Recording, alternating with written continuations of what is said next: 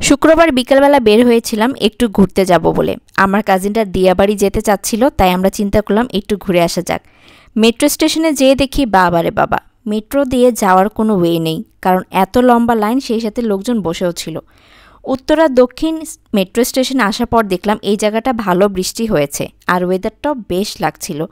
অথচ এতটা রাস্তা আসলাম, কোথাও কিন্তু বৃষ্টির ছিটেফোঁটাও নেই।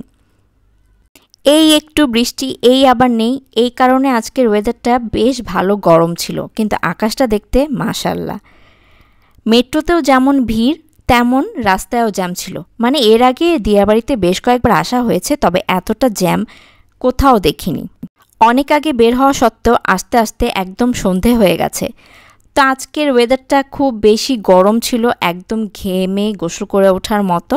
আমরা এখানে আস্তে আস্তেও যেহেতু অনেকটা সন্ধ্যা হয়ে গিয়েছে, তা আমরা এখানে আর খুব বেশি একটা সময় ছিলাম না, একটু ঘুরে ফিরে দেখলাম। আর আকাশটা দেখতে আজকে বেশ সুন্দর ছিল। ওই দুইজন ভাইয়া যদি ওখানে না বসে উঠে যেত, তাহলে হয়তো আমরা বসার একটু সুযোগ করে নিতাম। যেহেতু সন্ধ্যা হয়েই গেছে, তাই দিয়াবাড়িতে আর অপেক্ষা না করে, হাঁটাহাঁটি না করে আমরা চলে আসলাম রেস্টুরেন্টে। চিন্তা করলাম ফুডিজ পন্ডে আসা যাক, ওদের জন্য এক্সপিরিয়েন্সটা নতুন হবে, আর স্পেশালি আয়ানের জন্য। অনেকটা সময় ওয়েট করার পরে দেন আমরা ভিতরে ঢোকার চান্স পাই, মানে রেস্টুরেন্টের মধ্যে আর কি। এতটা সময় টোকেন নিয়ে আমাদেরকে ওয়েট করতে হয়েছে। একবার ভেবেছিলাম চলেই যাই, পরে আবার চিন্তা করলাম না, যেহেতু এতটা সময় অপেক্ষা করা হয়েছে আর এতটা পথ এসেছি, আবার কবে আসি না আসি, থাক একটু ওয়েট করে না হয় দেখেই যাই। যেমনটা ভেবেছিলাম ঠিক তেমনটাই। যাওয়ার পরে আয়ান তো মাছ দেখে একদম পাগল। যদিও তারা বারবার বারণ করছিল পানিতে হাত দেওয়ার জন্য, যেহেতু পানিতে মেডিসিন দেওয়া আছে, আর আয়ানকেও না করার পরে আয়ান একবারও পানিতে হাত দেয়নি। তবে মাছ ধরার তার ইচ্ছেটা রয়েই গেছে। আমরা বড়রাই এইসব জায়গায় আসলে যখন এরকম জিনিস দেখি, তখন আমরা নিজেরাই অনেক এক্সাইটেড হয়ে যাই, তাহলে বাচ্চারা তো এক্সাইটেড হবে। এই যে আমার চাচাতো বোন খুশি আর জুই, ও হচ্ছে আমার চাচাতো ভাইয়ের ওয়াইফ। আমরা অর্ডার করার পরে আমাদেরকে মাছের কিছু খাবার দেওয়া হয়েছে, পরিমাণে একদমই অল্প। তো আয়ান সেগুলো মাছকে দিচ্ছিল খাবার। আর আমরা অর্ডার করেছিলাম স্যুপ, চাউমিন, চিকেন ফ্রাই।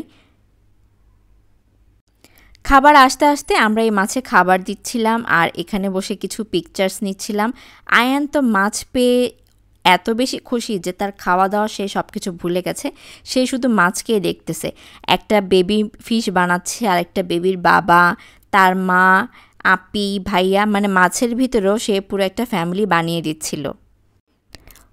2 তলা পুরোটাই রেস্টুরেন্ট, কিন্তু তারপরও জায়গাটা ছোট, যেহেতু এই ফিশিং একটা সাইট করা হয়েছে, মানে পুরোটা রেস্টুরেন্ট জুড়ে।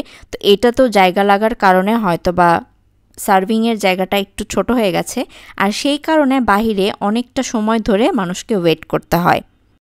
এক একজন বের হবে, মানে এক একটা ফ্যামিলি বের হবে আর এক একজনকে ডাকবে টোকেন নাম্বার ধরে ধরে। এর আগে আমি বেশ কয়েকবার দেখেছি, বাট প্রথমবার যেহেতু এসেছি, সো আজকে বুঝতে পারলাম যে যারা বাইরে বসে আছে তারা আসলে ওয়েটিংয়ে আছে রেস্টুরেন্টে এন্টার করার জন্য। এই তো মাছের সাথে আয়ন অনেক দুষ্টু মিষ্টি করলো, তারপর আমরা একটু ছবি টবি তুললাম, খাওয়া দাওয়া শেষ করে দেন আমরা বাসে চলে এসেছি, কারণ অনেকটা লেট হয়ে গেছিলো এই অপেক্ষা করার জন্য।